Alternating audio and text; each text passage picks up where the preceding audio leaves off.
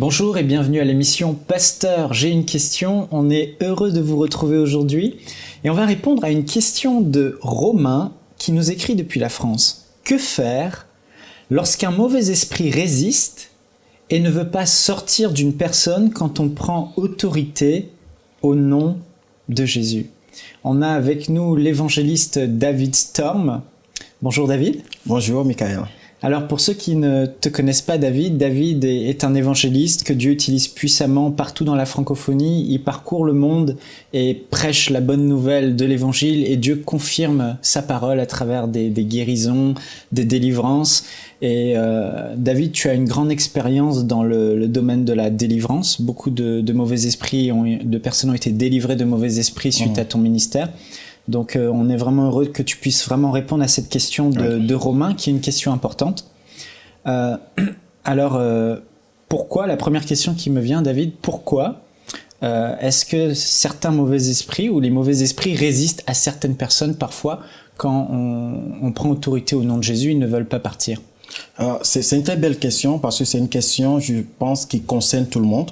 Je pense qu'à un moment donné, qu'on soit pasteur, qu'on soit mère, père, qu'on soit enfant de Dieu, on est face à une situation où on doit chasser le démon. On doit prier au nom de Jésus.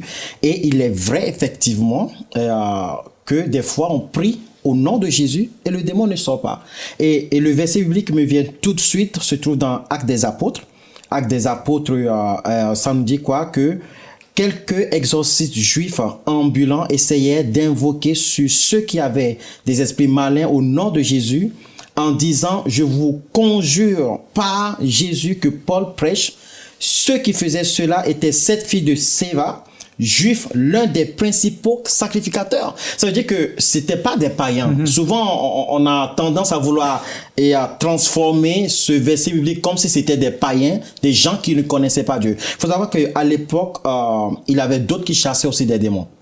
Avant que Jésus n'arrive, il faisait le exorcisme. Il y a une différence entre chasser les démons et faire l'exorcisme. Donc, à l'époque, il y avait certains démons qui arrivaient à sortir par le biais de l'exorcisme. Certains allaient les consulter. Donc, quand ils ont vu que Paul aussi chassait les démons, mais différemment, et qu'avec autorité cette fois-ci, et que les démons partaient, ils ont dit, waouh, ça c'est différent, c'est juste, on n'a pas besoin d'encens, on n'a pas besoin de sel, on a juste besoin du nom de Jésus, mais nous sommes habitués quand même à faire l'exorcisme. Et ça, ils ont voulu reproduire. Ils ont voulu reproduire en disant que si on utilise la même formule magique, parce qu'il faut savoir que l'exorcisme quand même vient du mot grec exorkistes. Voilà. Et qui veut dire conjurer, c'est-à-dire mettre en place une formule pour pouvoir chasser le démon, c'est-à-dire conjurer. Voilà pourquoi ils ont dit, nous t'en conjurons. Je t'en conjure, sors de cet homme au nom de Jésus de Paul. Parce qu'ils savent bien que Jésus, c'est quand même soit une personne, soit une phrase magique, mais de Paul. Voilà. Et le démon a dit, mais il aurait été mieux pour vous de pratiquer votre exorcisme parce que là, c'est une autre dimension supérieure. Là, il s'agit du nom de Jésus. Et le démon leur a dit, mais là, parce que conjurer, c'est quoi? C'est une négociation. Mais là, au nom de Jésus, c'est une autorité. Et le démon leur a dit, mais je connais Paul. C'est-à-dire, je connais la personne spirituelle qu'il est. Je sais dans quel état spirituel, son niveau spirituel, son état spirituel. Son niveau d'autorité spirituelle. Son niveau d'autorité spirituelle, son niveau de sanctification spirituelle. Et je connais Jésus aussi. Bon, même s'il ne dit pas que Jésus est le Seigneur, il connaît très bien qui est Jésus. Les démons savent qui est Jésus. Mais vous, qui êtes-vous? Je ne vous connais pas dans le monde spirituel. Pourtant, ce sont des enfants de sacrificateurs, mais je ne vous connais pas. Vous n'avez aucune autorité sur moi. Alors, il s'est passé quoi? Ben, le nom de Jésus n'a pas fonctionné là, parce qu'il n'avait pas d'autorité. Il n'avait pas les éléments nécessaires qui accompagnent ce nom. Et le démon les a dévorés. Voilà pourquoi, des fois, quelques-uns de certaines personnes peuvent invoquer le nom de Jésus, mais s'ils le font sous une forme de formule magique, ça ne fonctionnera pas. Parce que Jésus n'a pas dit d'aller faire l'exorcisme, mais il a dit de jeter les démons dehors. Et là, il faut de l'autorité. Et ça, il faut être une autorité dans le monde spirituel pour que quand on utilise le nom de Jésus, les démons se sentent menacés et obéissent et quittent les corps. Je me souviens, j'ai grandi à l'île de la Réunion et j'accompagnais mes parents à l'église. Et dans les assemblées de Dieu, il y avait un pasteur là-bas que Dieu a utilisé vraiment puissamment. Il s'appelait Aimé Suzeron. Oui, et vraiment, il y a eu 5000 personnes qui se sont converties en 3 semaines, baptisées d'eau. Les gens touchaient ses cheveux, ils étaient guéris. Même les voitures aussi. Les morts ressuscités. Enfin, c'était vraiment extraordinaire. Et un jour, il faisait une campagne d'évangélisation sous la tente. Et il y avait une dame, alors qu'un des pasteurs prêchait, qui tout d'un coup est sortie des rangs. Elle a commencé à se déplacer comme un animal, à sauter sur tout le monde, à maîtriser tout le monde, à les étrangler. Elle était vraiment possédée par un mauvais esprit. Et là, les pasteurs, donc les fils d'Aimé Suzeron et puis les pasteurs de l'île de la Réunion sont arrivés. Ils ont tenu la femme, ils l'ont maîtrisée à plusieurs. Le mauvais esprit, ils ont dit au nom de Jésus, pars. Et le démon résistait, il ne voulait pas partir. Du tout. Puis tout d'un coup, le père Suzeron, l'homme de Dieu, est arrivé. Il a regardé la femme de loin, il est arrivé, il a dit « Au nom de Jésus-Christ, sors de cette femme !» Et tout d'un coup, la femme a été propulsée et elle a été libérée instantanément. Donc ce que tu dis là, c'est vraiment une histoire d'autorité spirituelle. Ouais. Il a énormément d'éléments dans cette histoire. Et tu sais, quand on parle de délivrance, et Jésus-Christ a expliqué un peu ce qui se passe au niveau spirituel. Et je pense que c'est important que les enfants de Dieu quand même puissent savoir ce qui se passe au niveau spirituel. Chasser un démon, c'est pas un amusement, c'est une guerre, c'est un combat spirituel. Il y a un fort et il y a un faible. Et nous avons aussi la promesse de Dieu. Jésus dit que, dans, comment dirais-je, Matthieu 12, le verset 29, il dit, comment quelqu'un peut-il entrer dans la maison d'un homme fort? Parce que Jésus, tu te rappelles que, comment dirais-je, on accusait Jésus d'être qui? D'être le maître des démons. Pour pouvoir chasser les démons, il fallait que lui-même soit Belzébul. Belzébul, le prince des démons. Alors, pour les Juifs à l'époque, le diable, parce qu'aujourd'hui on a beaucoup de noms, on ne va pas rentrer dans ce débat, Lucifer, etc. Et le diable s'appelait à l'époque Belzébul, c'est-à-dire que c'était lui le prince, c'est lui le roi des démons. C'est-à-dire que Jésus ne peut que être roi des démons pour pouvoir chasser aussi facilement les démons. Parce que qu'est-ce qui étonnait les Juifs? Même les démons obéissent. Alors que les autres, ils étaient en négociation. Les marabouts, ils négocient. Et voilà pourquoi c'est jamais fini. Mais Jésus lui prenait vraiment autorité comme s'il était le chef.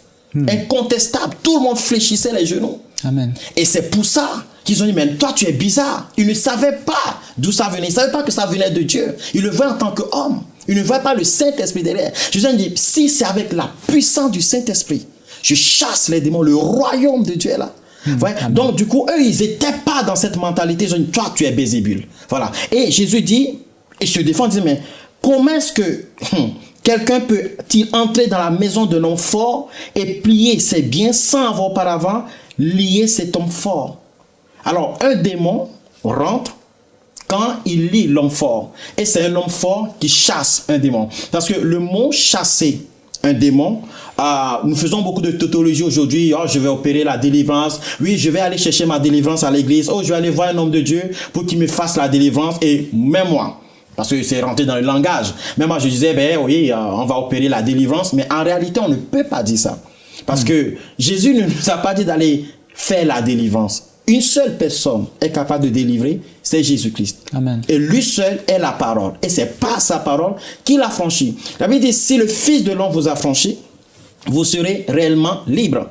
Vous connaîtrez la vérité et la vérité vous affranchira. Et la vérité, c'est le Seigneur Jésus. Alors, si une personne veut la vraie délivrance, il a intérêt, il n'a pas une autre option que d'engager une relation personnelle, intime, de maturité spirituelle avec le Seigneur Jésus. Mais ce que Jésus-Christ nous a dit de faire, c'est d'implanter, d'imposer le royaume de Dieu. C'est une guerre, c'est comme une conquête. C'est comme une colonisation. On force la présence du royaume en brisant les liens, en détruisant les œuvres du diable, en chassant les démons. Et en faisant ainsi, je chasse les démons, la lumière, lui, le royaume avance et le royaume du diable s'éteint. Ainsi, c'est une guerre. Ce sont des hommes forts qui chassent les démons. Et littéralement en grec, chasser les démons veut dire jeter le démon dehors.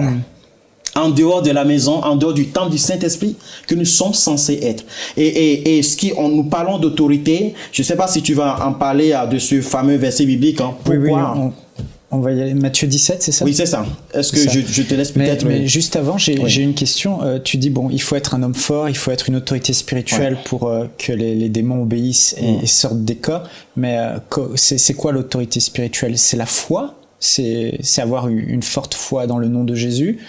Comment développer une autorité? C'est quoi l'autorité spirituelle? L'autorité spirituelle, on peut pas le définir comme on veut parler un bon français ou un bon canadien ou un bon anglais. Non, l'autorité spirituelle, c'est une personnalité. Vous voyez quand on prend un président, vous voyez un président ou un colonel des armées, vous le voyez dehors, qu'il ait ses gants ou pas, il a une attitude, son comportement, sa manière de parler est différente. On sait que lui, il a fait l'armée. Vous voyez, c'est pas parce qu'il va porter seulement la veste qu'on saura qu'il est le président. C'est une personnalité. Sa mentalité sait qu'il est le président. Son esprit sait qu'il est le président. Son cœur sait qu'il est le président. Son comportement sait qu'il est le président. Sa manière de parler sait qu'il est président et sa manière de fonctionner sait qu'il est président. Donc, il y a une autorité, c'est une personnalité. Avoir l'autorité, c'est carrément quelque chose qui vient avec le Saint-Esprit, qui vient avec la connaissance de la parole de Dieu, qui vient avec la foi. Parce que dans l'autorité, nous avons aussi la foi, c'est-à-dire la capacité de parler sans douter. C'est ça, une autorité, quand un policier est sur la route et qu'il arrête les gens, il n'a aucun doute que ce qu'il dit arrive, quoi. Exactement, parce qu'il sait qu'il l'a envoyé. C'est ça.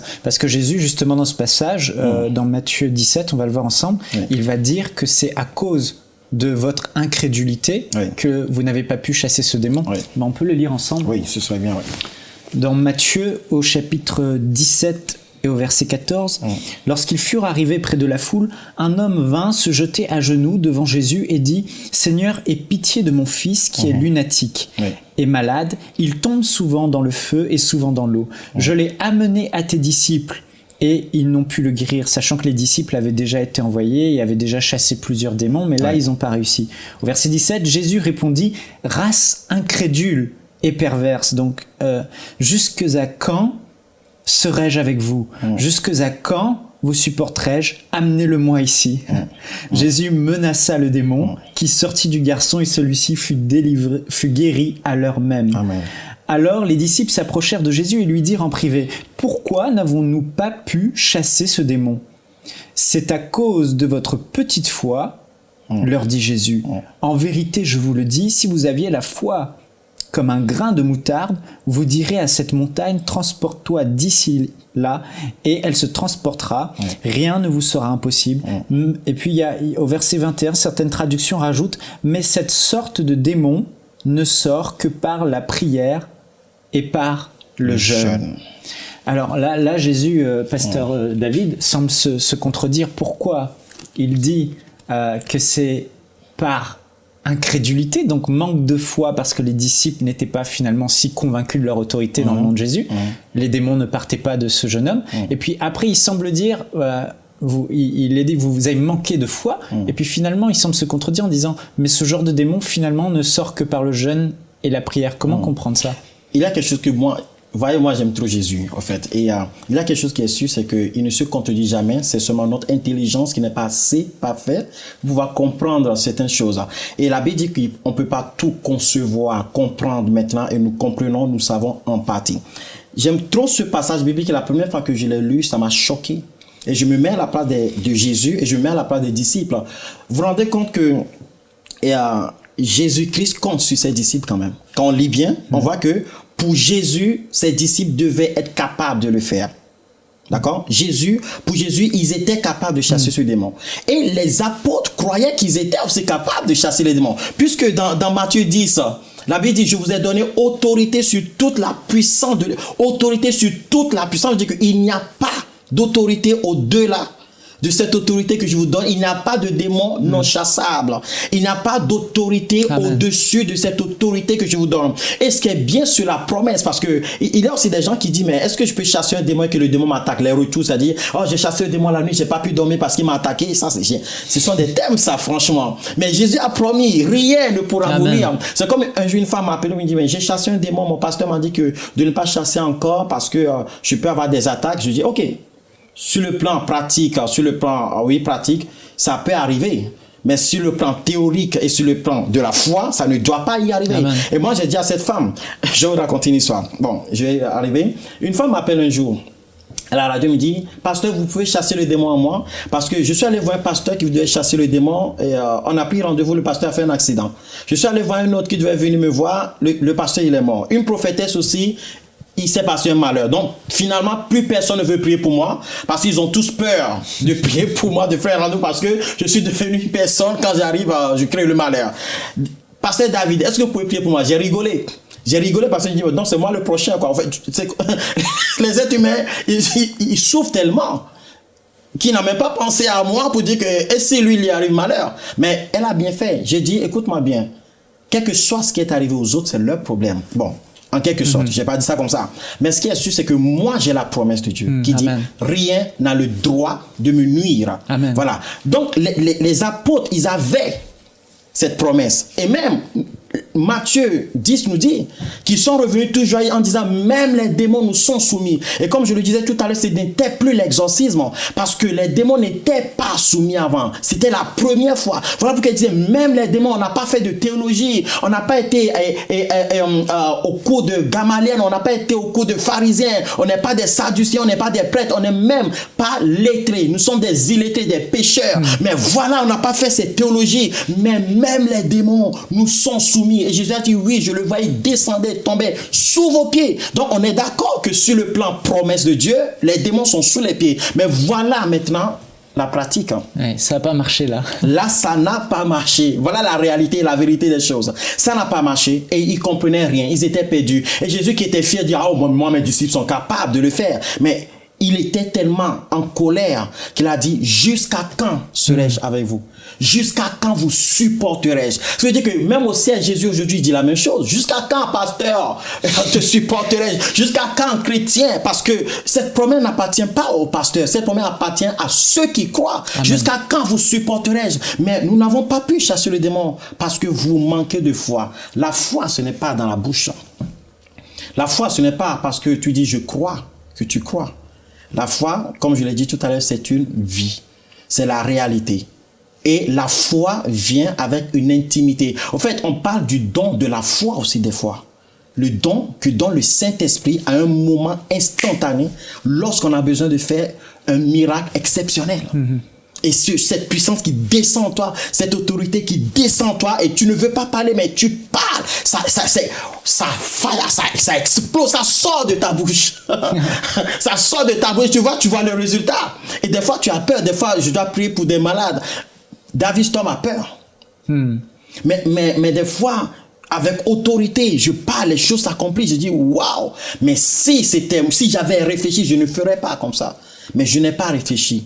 Vous voyez, le Saint-Esprit agit dans ce cas-là. Donc, pour pouvoir avoir cette foi, pour pouvoir être disponible, être utilisé par le Seigneur dans ce sens, il faut un temps de jeûne et prière. Il y a une foi qui vient lorsqu'on jeûne, lorsqu'on prie, qui n'est pas la même chose que lorsque on mange tout le temps. Qu'on le veuille pas, c'est comme ça. En gros, Jésus disait, bon, bah dans ce cas-là, vu que ce démon, ce mauvais esprit, ça semble être un mauvais esprit plus pour à chasser que les autres, parce que est-ce qu'il y a des niveaux d'autorité dans le monde spirituel, des esprits qui demandent pour sortir demandent à faire face, à être en face d'une autorité supérieure?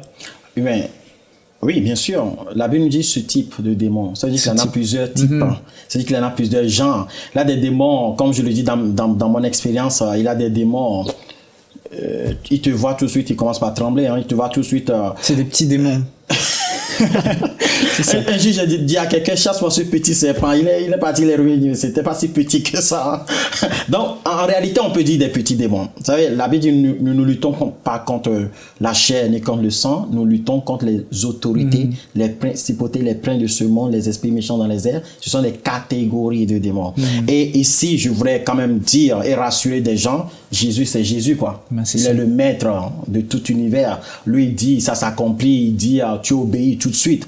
Mais il a des démons, il a des catégories de démons quand même, où tu as besoin d'intimité, au fait. Ouais, d'un niveau de foi élevé. D'un niveau de foi élevé, d'une autorité élevée. Il a plusieurs raisons. J'espère qu'on en reparlera, mais il y a plusieurs raisons qui font qu'un démon peut résister au nom de Jésus qui sort de ta bouche et que tu le dis et que quelqu'un d'autre vient et lui dit, pouf, Ça part. Tu peux même frustrer, mais pourquoi moi ça fonctionne pas? Des fois, ce n'est pas forcément que c'est ta faute, parce que cette personne a prié toute la nuit peut-être. Et il est venu, il est dans cette autorité, et il part d'une manière différente. Le démon, il sait que il a les yeux rouges là. Il faut que je parte, il va me menacer. Et vous voyez, des fois, on dit quoi? Jésus les menace. Mais là, j'ai une question, Pasteur David. Oui. Bon, de quoi ils ont peur exactement, les mauvais esprits, quand ils se sentent menacés pour obéir? De quoi ils ont peur? Ils vont où après? Qu'est-ce qui se passe? Non, mais sérieusement. C'est une belle question, ça. Ok. Qu'est-ce que toi, tu vas faire de plus qu'un autre homme de Dieu pour qu'il t'obéisse à toi? Ah, ils ont peur de ta relation avec Dieu. Ils ont peur de ce que tu sais. Ils ont peur de ta connaissance spirituelle. Ils ont peur si tu vas lâcher l'affaire ou pas. Ils ont peur de tes menaces. Pourquoi? Qu'est-ce qu'ils craignent? Ils craignent le feu. Qu'est-ce que tu veux qu'ils craignent encore d'autre? Ils craignent le feu du Saint-Esprit. Ils craignent le nom. En fait, au ciel, il y a une parole spirituelle. Et voilà pourquoi ici, Jésus dit, il vous faut la foi aussi. Il vous faut la connaissance. La foi vient du mot grec qui veut dire adhérer. Il faut que tu adhères, il faut que tu acceptes d'abord toi-même qui tu es, toi-même ce que tu es capable de faire. Ici, on dit que si tu as la foi, tu peux dire à une montagne, déplace-toi et se déplacerait. En fait, et on nous parle de Jésus qui les menace. Voilà. Si le démon sait que tu sais qui il est, et que lui sait que tu sais qu'il sait, que tu sais qu'il sait, qu'il est au courant de qui toi tu es, il a peur de toi.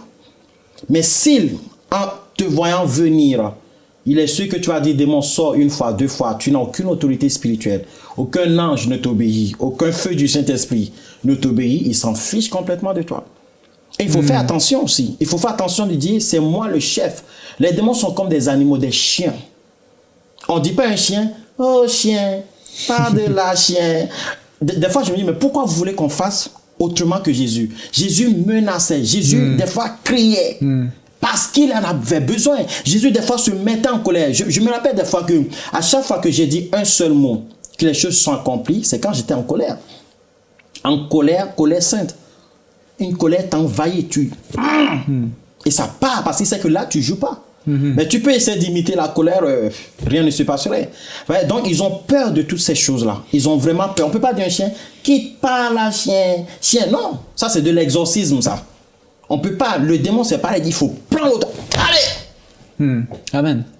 Et il sort, il a le droit, il a l'obligation de sortir. Parce que tout genou fléchit, ils le savent. Au ciel, sur la terre, sous la terre, toute langue confesse que Jésus est le roi des rois et Seigneur des seigneurs. Ils doivent partir. Amen. Ça, c'est ce qui doit se passer normalement. Maintenant, après, vu ce que tu as vécu dans la semaine, vu ce que tu as vécu hier, vu ta relation avec le Saint-Esprit, vu ton niveau spirituel, parce que spirituellement, c'est jamais acquis tout le temps, en fait, 100%. Ça dépend toujours de ta relation avec le Seigneur.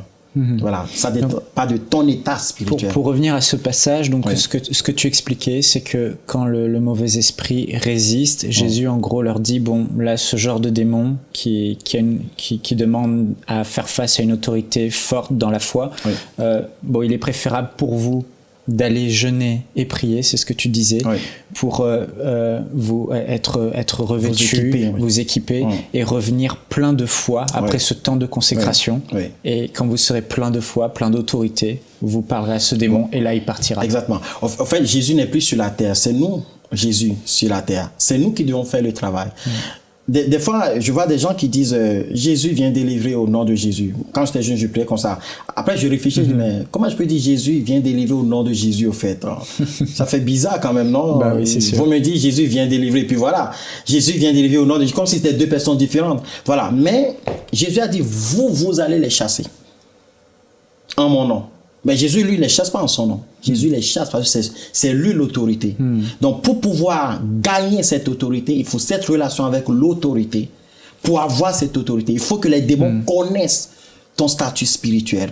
Et aussi, ne jamais lâcher l'affaire. Pourquoi? Parce que Jésus leur a dit oui. Parce que si nous ne chassons pas, qui va chasser?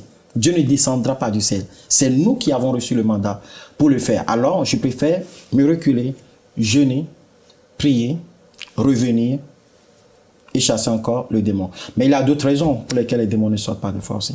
C'est ça.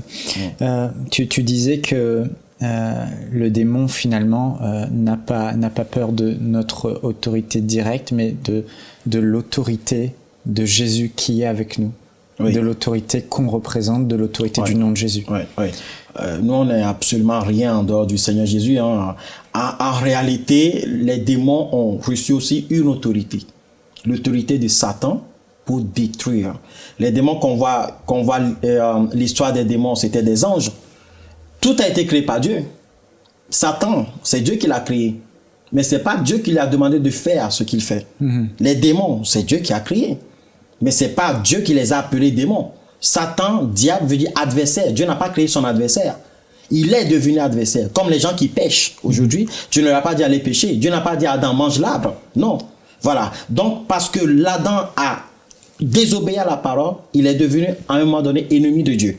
Je dirais comme ça. Ainsi, les démons ont une autorité, l'autorité de Satan, qui leur donne échelon par échelon, catégorie par catégorie, d'accord, pour pouvoir nuire au monde, nuire aux êtres humains, parce que Dieu chérit les hommes. Le seul moyen pour Satan de faire mal à Dieu, c'est de toucher les hommes. Voilà. Il peut pas. La Bible dit même qu'au ciel, il y a eu la guerre. Si Satan se chassait facilement, Dieu aurait pu dire quoi? Oh, Lucifer, oh, Satan, quitte le ciel au nom de Jésus. C'est Dieu, non. La Bible dit que Satan et ses anges combattirent. Apocalypse. Et qui d'autre? Et Michael et ses anges combattirent. Mais ils n'ont pas été plus forts. Amen. Ils n'ont pas été plus forts. Il y a un qui a été plus fort. Mais ils ont résisté. Donc que le diable résiste, que les démons résistent, ça c'est normal. Ça, s'ils ne résistaient pas, c'est pas normal. C'est sûr. Ils résistent toujours à des degrés différents. Mais à nous de combattre. À nous de prendre la position. À nous de nous équiper des fois des armes. Parce que des fois le démon peut sortir certaines catégories. Il dit ça, il sortira, c'est un petit démon, un petit sympa comme je dis, mais si c'est un prince de ce monde, il peut résister parce qu'il a des armes pour résister. Et j'ai beaucoup d'histoires où tu veux dire, démon sort, la personne te fait comme ça. Il t'envoie des sorts, il t'envoie des histoires, il t'envoie des malédictions. Mais des fois, je dis, mais ça s'accomplira pas, puisque je suis équipé et tu sortiras. Donc ce sont des attaques. Et c'est d'autres catégories. De démons.